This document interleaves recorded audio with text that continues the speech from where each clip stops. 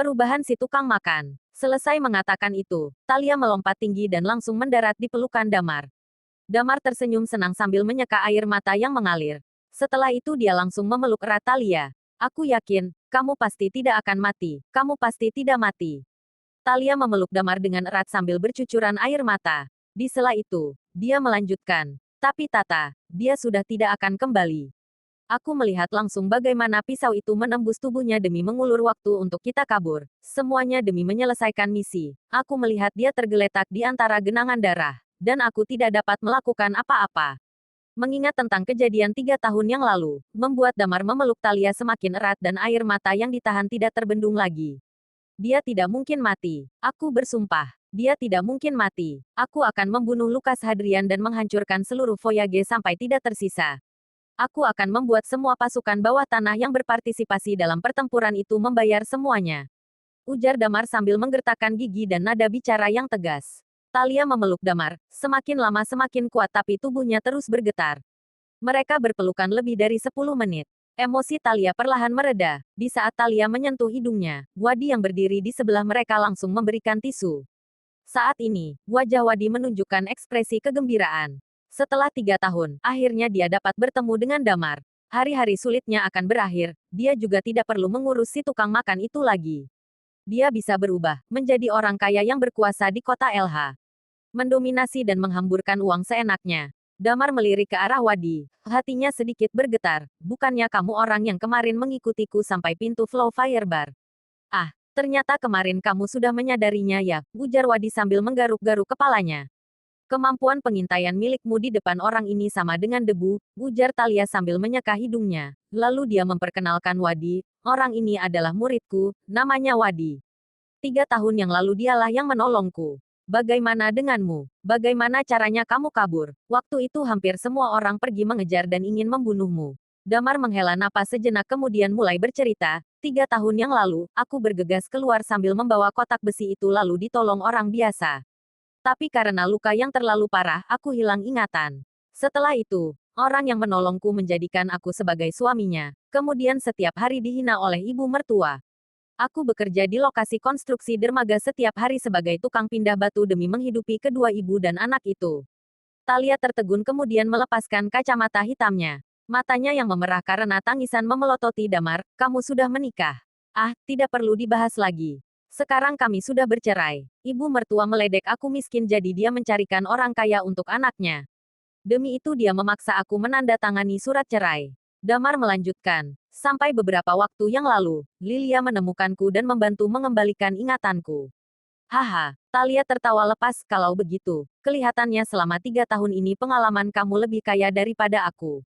Damar menyentuh hidungnya. Dia tidak bisa melakukan apa-apa dengan hal yang dia alami selama 3 tahun ini. Sepertinya, nanti saat kembali ke Night Watcher, dia akan terus-menerus diledek yang lainnya. Lilia dan yang lain sudah membeberkan masalah ini pada pasukan internal Night Watcher. Bagaimana denganmu? Kenapa setelah lukamu sembuh kamu tidak kembali ke Night Watcher? Mereka terus-menerus mencarimu sampai belum lama ini mereka mendengar kabar tentangmu, ujar Damar. Dokter Lilia bahkan sampai menyuruhku mencari informasi tentangmu setelah datang ke kota LH. Tapi tidak disangka justru kamu yang menemukanku duluan. Talia mengerutkan alisnya. Sebelum berhasil balas dendam, aku tidak akan kembali. Kalau kembali, aku akan langsung diberikan tugas-tugas terus-menerus. Aku pasti tidak akan punya waktu. Selama 3 tahun ini, aku terus memburu orang-orang yang waktu itu ikut pertempuran. Kalau kamu, kenapa setelah ingatanmu kembali, kamu tidak kembali ke Night Watcher? Mereka bilang lebih baik aku menyembunyikan identitas di dalam kota karena akan mempermudah tugas-tugas yang sedang berlangsung. Aku rasa itu cukup logis, makanya ku terima, ujar Damar sambil tersenyum. Haha, Talia tertawa kecil. Ada apa? Tanya Damar bingung. Tidak apa, ujar Talia pelan lalu melanjutkan, aku lapar. Traktir aku makan. Aku mau makan yang paling mahal, paling bagus. 3 tahun ini aku ikut dengan murid tidak berguna ini. Tiap hari makan junk food. Untuk menghindari orang Night Watcher, aku juga tidak berani menyentuh bank maupun bisnisku. Lihat aku jadi kurus sekarang. Di sebelah, Wadi melihat Talia dengan tatapan tidak percaya. Dalam hati dia memaki Talia, padahal kamu setiap hari makan begitu banyak bagaikan babi. Justru aku yang jadi kurus. Tentu saja, dia tidak berani mengatakannya langsung. Baik, mau kemana? Terserah kamu, ujar Damar sambil tertawa, hari ini aku akan membiarkan kamu makan sampai puas. Mata Wadi langsung bersinar, aku tahu tempat makan paling terkenal di kota LH. Tapi di sana agak mahal. Kalau kamu tahu, kenapa kamu tidak pernah mengajakku ke sana? Tanya Talia sambil memelototi Wadi. Astaga, Nona. Wadi tertawa getir. Tempat itu namanya Gedung Glory, restoran khusus untuk orang kaya. Restoran itu menggunakan sistem keanggotaan. Kalau kita mengisi 100 juta, kita akan diberi kartu anggota berwarna hitam yang dinamakan Black Supreme VIP Card. Dengan kartu itu kita bisa makan di lantai teratas mereka. Sedangkan rata-rata harga makan di sana itu 2 juta per orang. Kamu sekali makan jumlahnya bahkan lebih banyak dari babi. Sekali saja kita makan di sana, aku rasa kita bakal langsung bangkrut. Mendengar itu Damar terkejut. Sepertinya restoran ini memiliki beberapa kemiripan dengan Hotel Marriott di kota JC. Siapa yang kamu panggil babi? Talia melirik Wadi dengan mata melotot. Aku, jawab Wadi dengan cepat untuk mengalihkan perhatian Talia. Damar terlihat senang. Dia melihat Wadi lalu berkata, muridmu ini, kelihatannya sangat menarik. Talia menjawab dengan penuh keangkuhan. Tapi anak ini agak bodoh. Aku sudah melatihnya selama 3 tahun ini, tapi dia hanya berhasil naik ke peringkat kelima pembunuh bawah tanah. Terlalu lemah. Asal tahu saja, setelah kamu bergabung dengan Night Watcher, dalam 3 tahun kamu menjadi zero, sedangkan aku menjadi second dalam waktu 5 tahun. Pada saat itu, peringkat pembunuh bawah tanah dikelilingi oleh kita-kita. Dalam 3 tahun, dia hanya jadi peringkat 5, benar-benar lemah. Wadi tersenyum kecut. Mendadak Talia mengingat sesuatu, oh iya, aku ada satu permintaan lagi. Tolong bawa orang ini bergabung dengan Night Watcher. Aku tidak bermaksud kembali sebelum berhasil balas dendam. Damar menganggukkan kepala, boleh juga. Lagi pula ke depannya aku akan terus menetap di kota ini. Kalau waktunya tiba, kita bisa pergi bersama. Talia tidak menolak, kemudian dia menyentuh perutnya dan berkata, ayo cepat kita makan.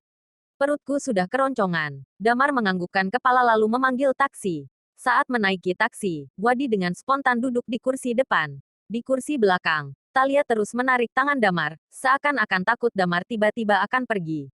Damar juga tidak menolak dan membiarkan Talia berbuat sesukanya. Pukul 12 siang, mereka sampai di Gedung Glory dengan aman. Gedung ini menggunakan gaya khas China. Damar melihat bangunan dari atas sampai bawah.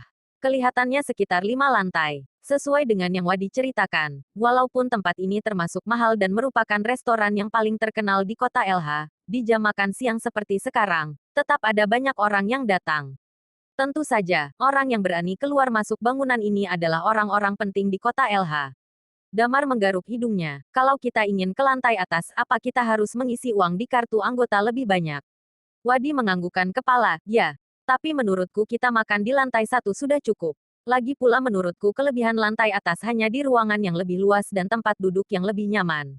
Untuk rasa seharusnya tidak begitu berbeda. Talia melotot ke arah Wadi sambil bertanya, jangan-jangan kamu pernah diam-diam membawa wanita lain ke sini? Wadi terlihat gugup dan langsung menjawab, mana mungkin. Demi mengurusmu, aku tiap hari hidup sambil berhemat dan hati-hati.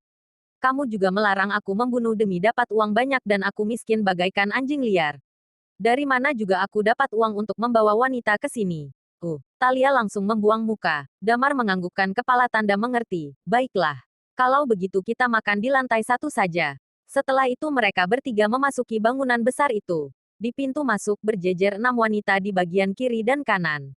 Mereka semua mengenakan congsam. Melihat Damar dan lainnya memasuki gedung, mereka semua langsung membungkuk untuk menyambut, selamat datang. Mendengar suara-suara yang indah itu, Damar langsung merasa rela menghamburkan 2 juta hanya untuk suara ini. Selamat datang, Anda ingin makan di lantai berapa? Di saat yang sama, seorang wanita dengan congsam berwarna hitam berjalan dengan lenggok ke arah mereka bertiga. Membuat kartu anggota, ujar Damar sambil tersenyum. Mata wanita itu langsung berbinar. Damar tidak menyadarinya. Di saat mereka sedang mengurus pembuatan kartu anggota, di belakang mereka, Tandi Purnomo juga membawa beberapa orang memasuki Gedung Glory. Saat Tandi melihat Damar, senyum sinis dapat terlihat menghiasi wajahnya. Bersambung.